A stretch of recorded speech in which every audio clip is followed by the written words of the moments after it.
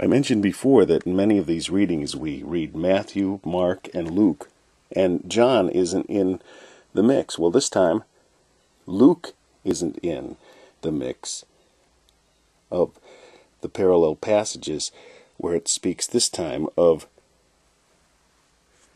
walking on the water.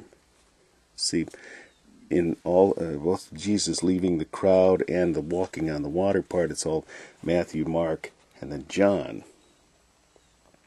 It's interesting also because only Matthew gives account of Peter going out to him on the sea, and Mark and John leave that part off, but have Jesus just go right straight to the ship. And you might want to consider in your fleshly mind, and as I do in mine, that, well, maybe it's because, Peter didn't tell Mark or John. Well, obviously John knew of it because John was probably on the ship. Mark wasn't a disciple. Matthew was. Matthew wasn't a fisherman. Of course, they weren't fishing. But it's just interesting. But it wasn't because of what they decided to write. It was because of what the Holy Spirit gave them to write.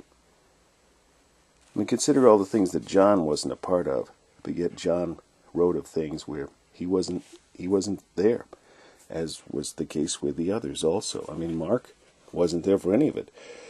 At the end of Mark, there comes a point where there's a man that runs up to Christ when Christ is taken to be crucified eventually. But when he was taken out of the garden where he was praying, and someone comes running up and they have just some towel girt about them, and then somebody grabs him by the linen cloth or whatever it was, and it fell away, and he ran away naked. That's believed to be Mark. I used to wonder, why is that in there? But we'll get to that eventually, as we will next with, once again, Matthew, Mark, and John, this time in 869 of the readings from the Reese Chronological Bible.